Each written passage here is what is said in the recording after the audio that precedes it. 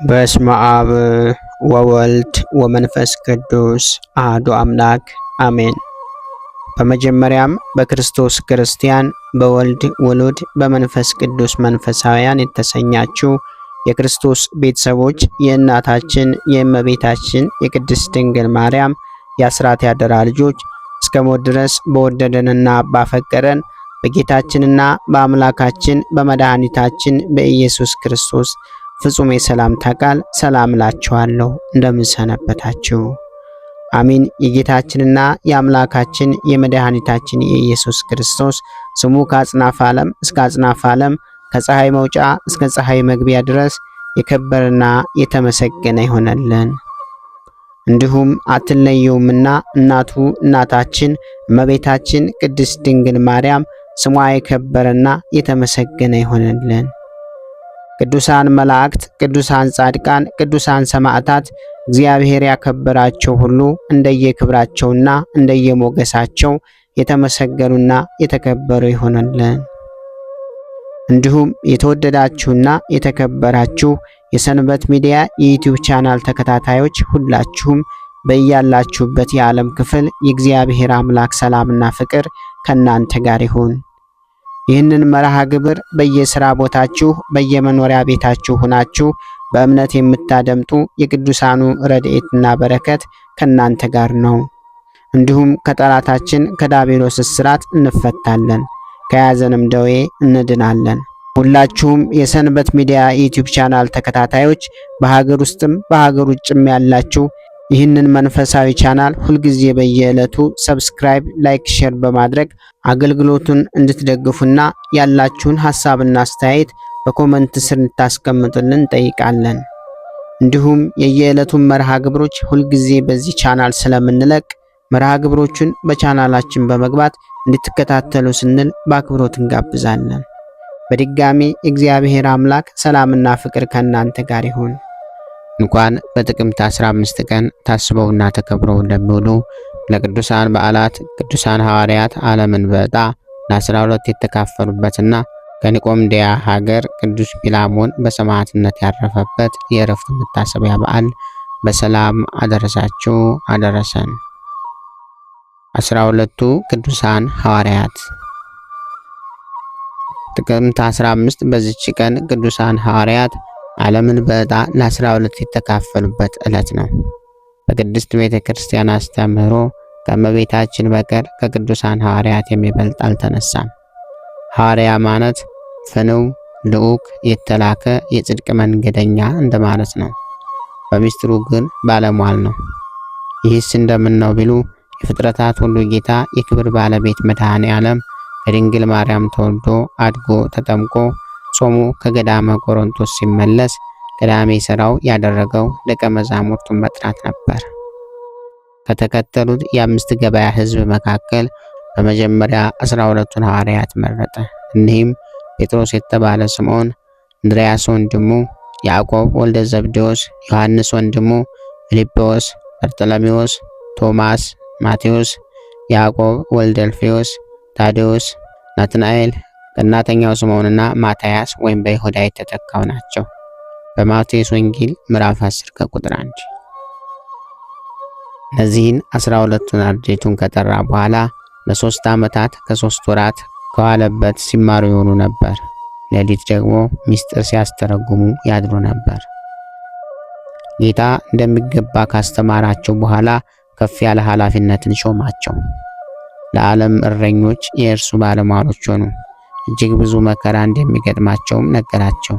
በማቴዎስ ወንጌል ምዕራፍ 10 ከቁጥር 16፣ በዮሐንስ ምዕራፍ 16 ከቁጥር 33። በዚያው ልክ ክብራቸውን ማከለላቸው። በማቴዎስ ምዕራፍ 19 ከቁጥር 28 በምድር ያሰራችሁት በሰማይ የታሰረ ይሆናል፣ በምድር የፈታችሁትም በሰማይ የተፈታ ይሆናል የሚል ስልጣንም ሰጣቸው። በማቴዎስ ወንጌል ምዕራፍ 18 ከቁጥር 18 ይቅር ያላችኋቸው ኃጢአታቸው ይቀርላቸዋል፣ ያላላችኋቸው ግን አይቀርላቸውም አላቸው። በዮሐንስ ራእይ ምዕራፍ 20 ከቁጥር 23 የመንግስተ ሰማያትን መክፈቻ በማቴዎስ ወንጌል ምዕራፍ 16 ከቁጥር 19 እረኝነትን በዮሐንስ ራእይ ምዕራፍ 21 ከቁጥር 15 ተቀበሉ። ጌታ በንጹሕ አንደበቱ ሐዋርያቱን እጅግ ሲያከብራቸው ጨው የዓለም ብርሃናት ናችሁ አላቸው። በማቴዎስ ወንጌል ምዕራፍ 5 ከቁጥር 13። ወንድሞቹም ተባሉ በዮሐንስ 7 ምዕራፍ 5። ከዚህም በሚበልጥ በሌላ ክብርም አከበራቸው። ከዚህ ሁሉ ነገር በኋላ በጌታ ሕማማት ጊዜ ገና ነበሩና አንዳንዶቹ ፈርተው ተበተኑ። ተመልሰው ግን በጽርሐ ጽዮን ሲጸልዩ ሰንብተው የጌታን ትንሣኤ ተመለከቱ። እጆቹን እግሮቹንም ዳሰው ሐሴትን አደረጉ። ለ40 ቀናት መጽሐፈ ኪዳንን፣ ትምህርተ ኅቡዓትን፣ ሌላም በፍጡር አንደበት የማይነገር ብዙ ምስጢራትን ተምረው ጌታ ሊቀ ጵጵስና ሹሟቸው አረገ። በእመብርሃን ስር ተጠልለው ሲጸልዩና በአንድ ልብ ሲተጉ ሰንብተው መንፈስ ቅዱስ ወረደላቸው። በአንዴም ከፍርሃት ወደ ድፍረት ተመልሰው ፍጹማን ብርሃናውያን ሆኑ። 71 ልሳናት ነስተው በአንዲት ስብከት ብቻ 3000 ነፍሳትን ማረኩ። በሐዋርያት ሥራ ምዕራፍ 2 ከቁጥር 41። ቅዱሳን ሐዋርያት በኅብረት ለ1 ዓመት ያህል በኢየሩሳሌም በዙሪያ የተመላለሱ አስተምረው ብዙ እስራኤላውያን ወደ ክርስትና ማርከዋል። ከዚህ በኋላ ግን እንደ ትውፊቱ በዚህ ቀን ዓለምን በዕጣ 12 ተካፈሏት። ይህ ሲሆን መንፈስ ቅዱስ አብሯቸው ነበርና ለእያንዳንዳቸው እንደሚገባቸው አህጉረ ስብከቶች ደረሷቸው። እነርሱም ደቀ መዛሙርቶቻቸውን አስከትለው ለታላቅ መንፈሳዊ ዘመቻም ወረዱ። በሄዱበት ቦታም ከተኩላ ከአንበሳና ከነምር ጋር ታገሉ። በጸጋቸው አራዊትን፣ ክፉ ሰዎችን ወደ በግነት መልሰው ለክርስቶስ አስረከቡ። በየሀገሩ እየሰበኩ ድውያንን ፈወሱ፣ ለምጻሞችንም አነጹ፣ ዕውራንንም አበሩ፣ አንከሶችንም ተረተሩ፣ ጎባጦችንም አቀኑ፣ ሙታንንም አስነሱ፣ እልፍ አእላፍ አሕዛብንም ወደ መንጋው ቀላቀሉ።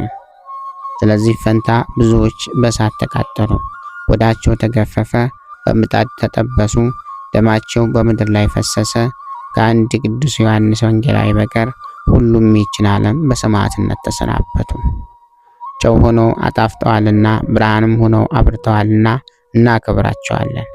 አባቶቻችን፣ መምህሮቻችን፣ ጌቶቻችንና ሊቆቻችን እንላቸዋለን። በዚህ ዕለት ታስቦና ተከብሮ የሚውለው ሌላው ቅዱስ አባታችን ቅዱስ ቢላሞን ነው። ዳግመኛም በዚህ ቀን ከኒቆምዲያ ሀገር ቅዱስ ቢላሞን በሰማዕትነት አረፈ። የዚህ ቅዱስ አባቱ ጣዖት አምላኪ ነው። እናቱ ግን ክርስቲያን ናት። ጥበብንም ማስተማሩት። ከዚህ በኋላ ስሙ አርማላስ ከሚባል ቄስ ጋር ተገናኘ። እርሱም ክብር ይግባውና የጌታችን የኢየሱስ ክርስቶስን የቀናች ሃይማኖት አስተማረው። የክርስትና ጥምቀትንም አጠመቀው። ታላቅ የሆነ ድንቆች ተአምራትን የማድረግ ሀብትን እግዚአብሔር እስከሰጠው ድረስ በጾም በጸሎት ታላቅ ገድልን ተጋደለ። በአንዲት ቀንም ለዓይኖቹ መድኃኒት እንዳደርግለት አንድ ዕውር ሰው ወደ እርሱ መጣ። ቅዱስ ቢላሞንም በስመ አብ ወወልድ በመንፈስ ቅዱስ እያለ በዕውር ዓይኖች ላይ የመስቀል ምልክት አደረገ። ያን ጊዜ ዓይኖቹ ድነው አየባቸው፣ ጤነኛም ሆነ። ንጉሡም ዓይኖቹ የተገለጡለትን የዚያን ዕውር ዜና በሰማ ጊዜ ወደ እርሱ አስቀረበውና ዓይኖች ማን አዳነህ ብሎ ጠየቀው። እርሱም እንዲህ ብሎ መለሰለት፣ ቅዱስ ቢላሞን ፈወሰኝ። እርሱ እጁን በዓይኖቹ ላይ አድርጎ በስመ አብ ወወልድ ወመንፈስ ቅዱስ እያለ በመስቀል ምልክት አማተመብኝ። ያን ጊዜም አየሁ። ይህንንም ብሎ እኔ ክርስቲያን ነኝ እያለ በንጉሥ ፊት በግልጽ ጮኸ። ንጉሡም ራሱን በሰይፍ እንዲቆርጡ አዘዘና ቆረጡት። የምስክርነት አክሊልንም በመንግሥተ ሰማያት ተቀበለ።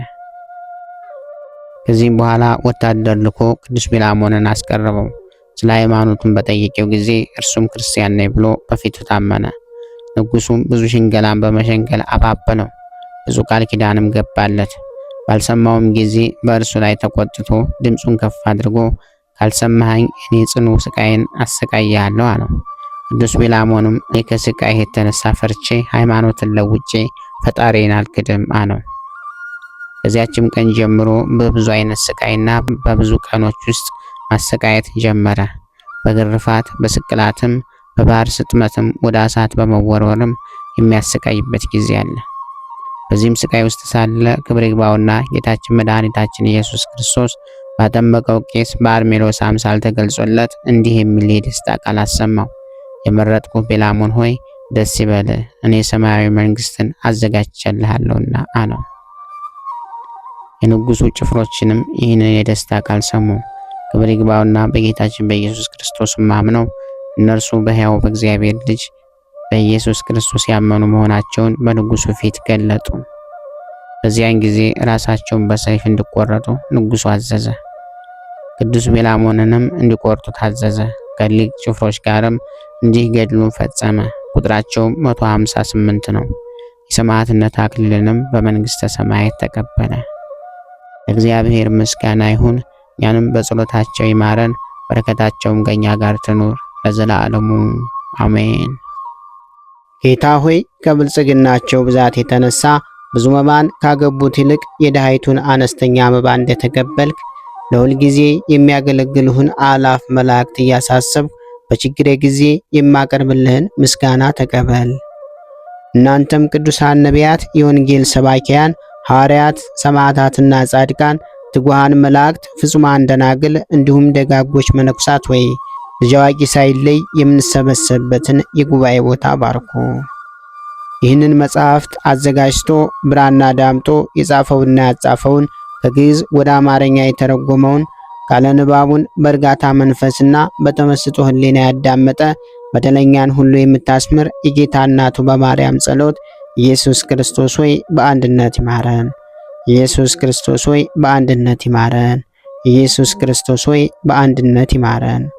ክብር ምስጋና ይሁን አንድ አምላክ ለሚሆን ለአብ ለወልድ ለመንፈስ ቅዱስ ስም እስከ ዘላለሙ አሜን። ወስብሐት ለእግዚአብሔር ወለወላዲቱ ድንግል ወለመስቀሉ ክቡር። ይቆየን።